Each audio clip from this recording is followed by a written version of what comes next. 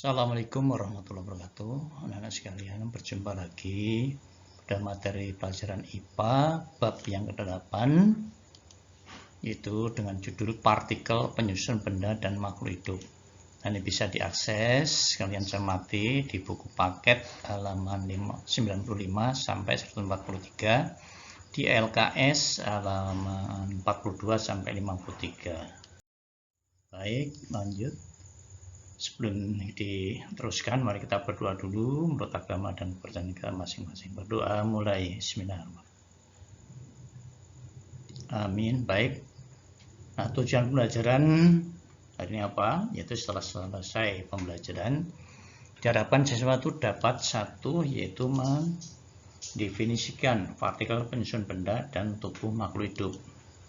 Dan yang kedua, mendeskripsikan atom dan partikel-partikel penyusun atom. Yang ketiga, menjelaskan teori perkembangan atom.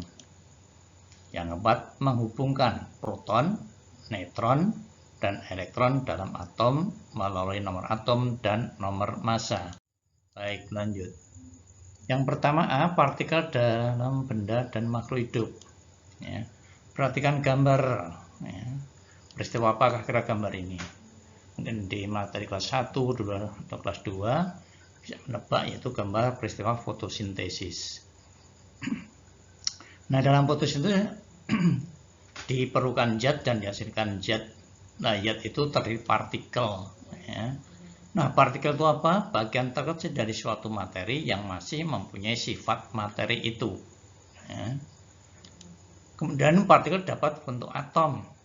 Ya, atau molekul dan ion. Ya. Atom itu apa? Bagian terkecil dari benda.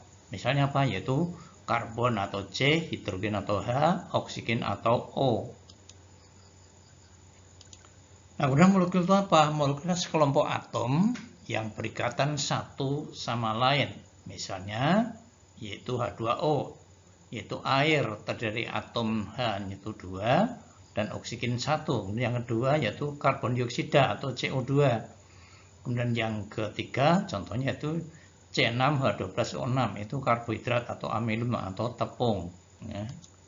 Nah, tumbuhan dan makhluk hidup, ya, dan benda serta tumbuhan itu terdiri dari partikel, juga atom, molekul, dan ion. Ya, dari gambar ini simpulkan kurang lebih bahwa tumbuhan atau makhluk hidup dan benda itu terdiri dari partikel, atom, molekul, dan ion. Baik, lanjut. Benda mati atau makhluk hidup disusun oleh atom-atom. Misalnya rambut kita tersusun atas molekul-molekul atom. Apa saja? Yaitu ada karbon, ya, C, ada H, hidrogen, ada N, nitrogen, ada O, oksigen, ada S itu sulfur, C itu kalsium, P itu fosfor. Ya. Bagaimana mengetahui kandungan zat dalam suatu benda atau makhluk hidup? Ini yaitu dengan dua cara. Yang pertama, tidak dari bau. Jika bahan itu dibakar, maka baunya akan berbeda pula.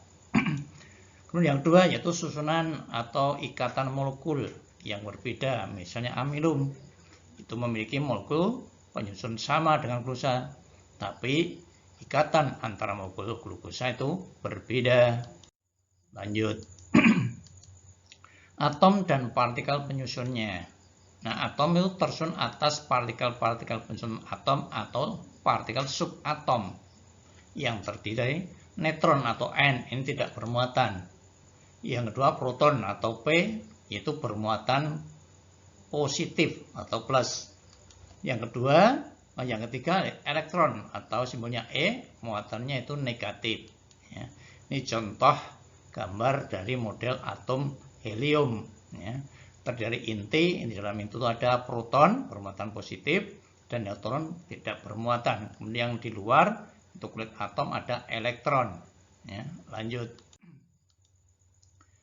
Teori perkembangan atom yang pertama yaitu berdasarkan teori atom Dalton. Ya. Setiap materi terdiri atas partikel kecil yang disebut dengan atom. Yang kedua, atom tidak dapat dibagi lagi menjadi partikel yang kecil dengan sifat yang sama. Atom-atom dari unsur tertentu mempunyai sifat massa yang identik. Unsur berbeda memiliki atom yang massanya juga berbeda.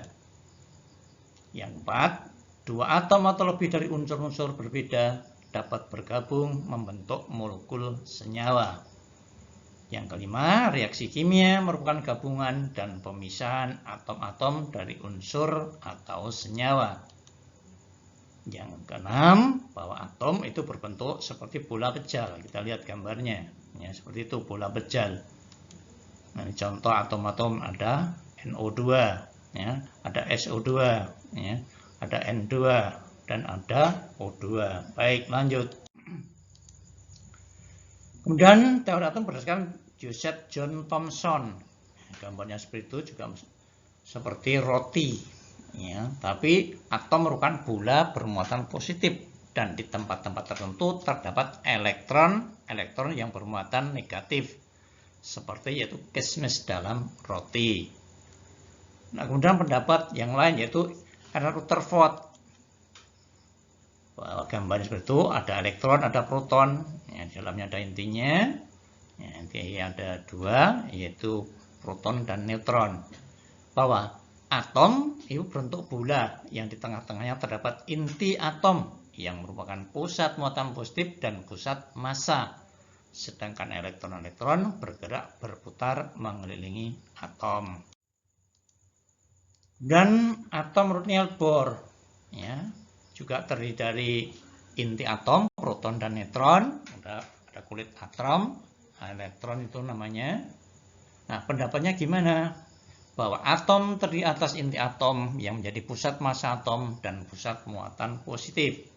Sedangkan elektron bergerak mengelilingi inti atom pada lintasan tertentu atau orbit yang disebut dengan kulit atom. Selama elektron bergerak mengelilingi inti pada orbitnya, elektron tidak memancarkan atau kehilangan energi. Kemudian pendapat yang modern yaitu mekanika gelombang, bahwa juga terdiri dari inti atom, ada proton dan neutron, kemudian bagian awan elektron. Atom tersusun atas partikel subatom yaitu neutron atau N, proton atau P, dan elektron atau E. Neutron dan proton membentuk inti yang padat yang disebut dengan nukleus atau inti atom. Nah, elektron bergerak di sekeliling inti dengan yaitu kecepatan hampir sama dengan kecepatan cahaya dan merupakan awan elektron yang disebut pada awan elektron tersebut elektron tidak dapat ditentukan. Baik, yang kedua nomor atom dan nomor massa, ya. Bahwa nomor atom itu sama dengan jumlah proton sama dengan juga jumlah elektron, sedangkan nomor massa itu sama dengan jumlah proton atau P ditambahkan jumlah yaitu neutron. Nah, kalau dilambangkan seperti ini, ya, ada huruf A, X dan Z. Nah, X itu adalah lambang unsur, unsurnya misalnya hidrogen atau oksigen. Kemudian A itu adalah nomor massa, letaknya di atas. Kemudian Z itu nomor atom, letaknya di bawah, ya. Baik, kita lanjut.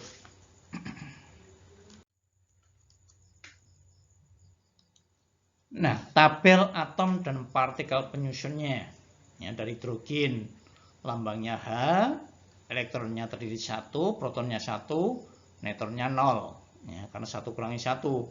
Kemudian Z, jangan lupa Z itu di bawah, ya, bahwa Z itu adalah nomor atom, ya, nomor atomnya 1.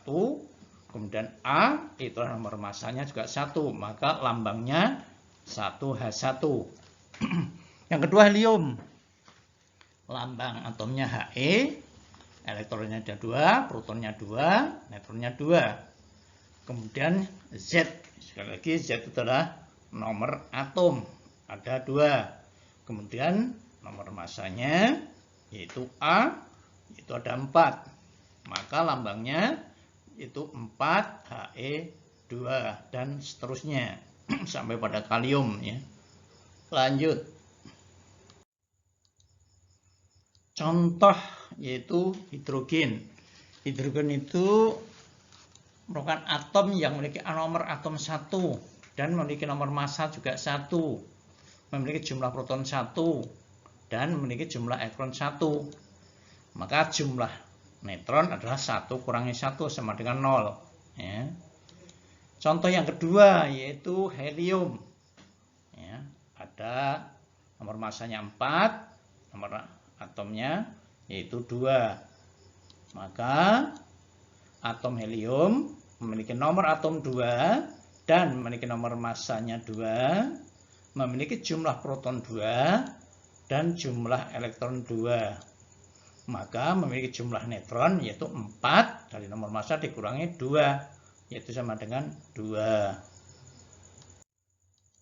Sekian, terima kasih. Ada kurang lebihnya mohon maaf. Untuk tugas yaitu jelaskan apa itu logam berat di LKS atau di buku paket, silahkan cari. Kemudian yang kedua biokumulasi, kemudian isotop. Nah, jawaban silahkan kirim lewat WA atau diantar ke sekolah pas ada piket. Nah, saya kira itu saja. Wassalamualaikum warahmatullahi wabarakatuh.